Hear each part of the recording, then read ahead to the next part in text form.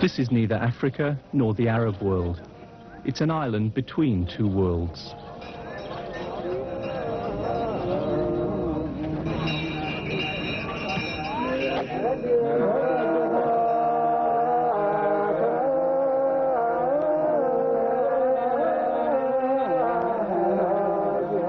Much has not changed in a century.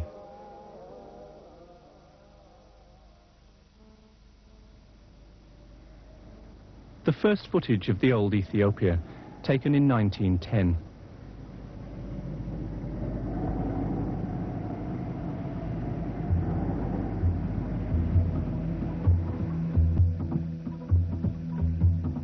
The road down to Addis Ababa.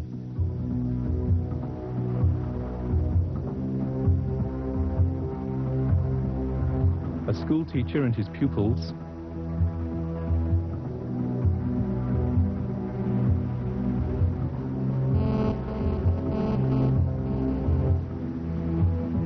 A forgetful pupil.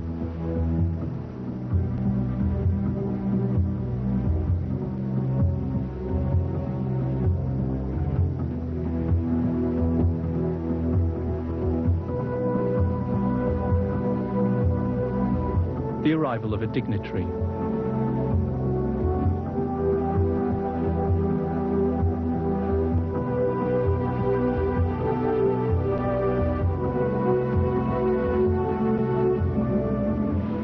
For the 1500 years to the end of the 19th century, this was Abyssinia, a Christian kingdom protected from Muslim attack by mountains.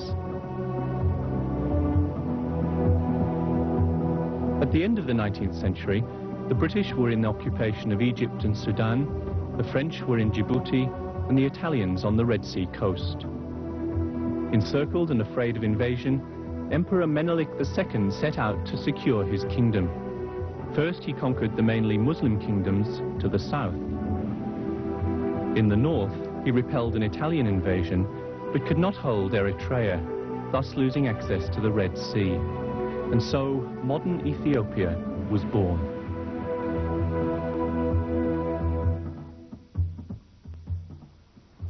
Emperor Menelik II, already very ill, 3 years before his death in 1913.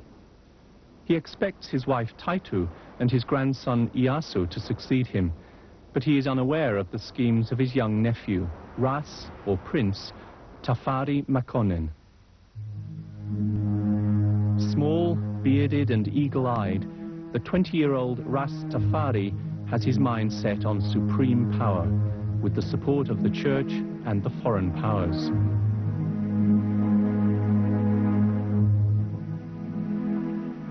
Menelik is dead, his wife Taitu is in a convent, and his grandson Iyasu is in prison. This celebration is for the coronation of the new Empress Zaiditu, Menelik's daughter.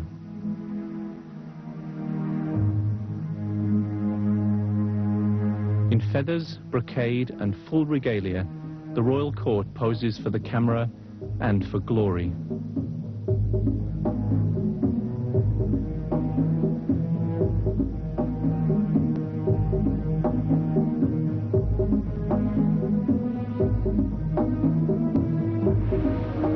The ambitious Tafari was only regent, but already the real master of Ethiopia.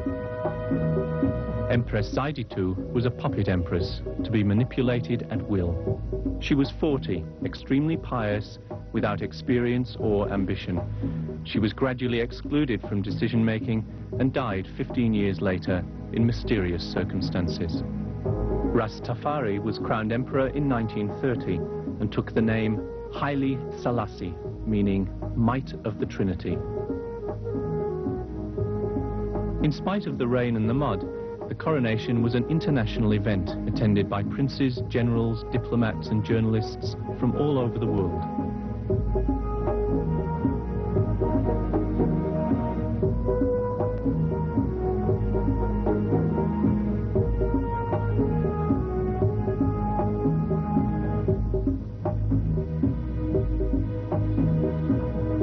He claims to be the 225th descendant of Solomon and the Queen of Sheba. He is the King of Kings.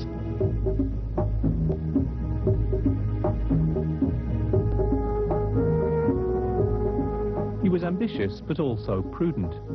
He abolished the slave trade and dreamt of modernization. Despite a new constitution, the system remained feudal because he could not afford to alienate the nobles, the great, and the powerful.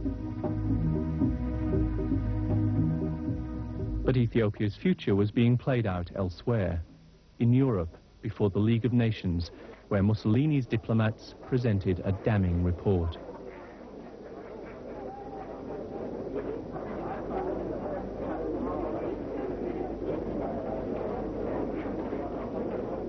This was the excuse for the French Foreign Minister Pierre Laval to ingratiate himself with Mussolini.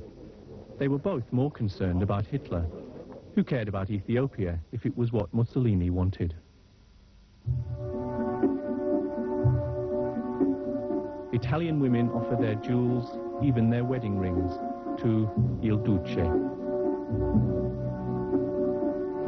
For Italy, for victory, and for the conquest of Ethiopia.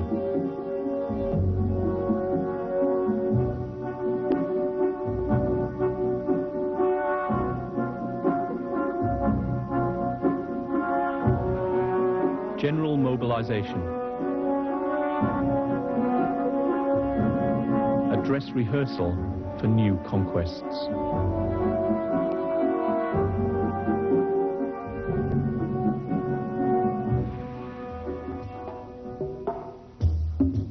The same was happening in Ethiopia.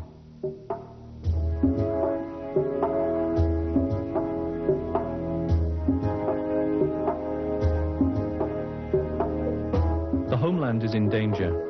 Warriors parade ceremonially before the emperor.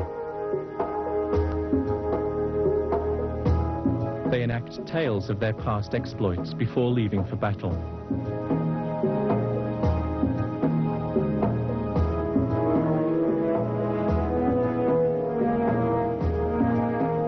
They carry swords and leather shields.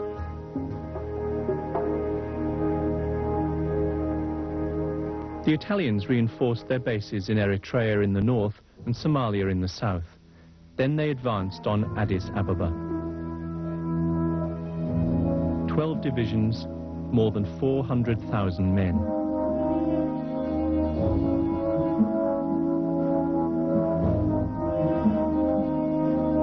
They crossed the river Mareb, separating Ethiopia from Eritrea. An invasion without declaration of war.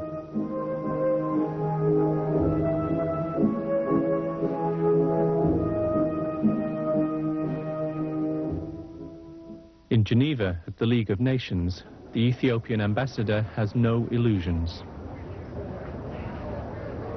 Le gouvernement éthiopien a le devoir de proclamer en toute loyauté que, subissant une guerre injuste, décidé à défendre jusqu'à la mort son indépendance et son intégrité, quel que nom que doit être cette guerre, il ne cédera pas la porte.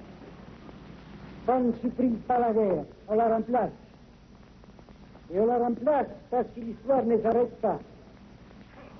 Si pour son compte, la société des nations s'arrête, l'histoire qu'on ne peut pas forcer par des censures poursuivra son chemin, car son chemin est la vie.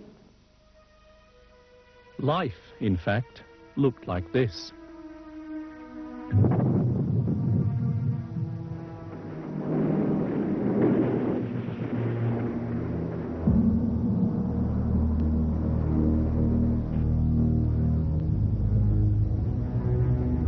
Scorched earth tactics.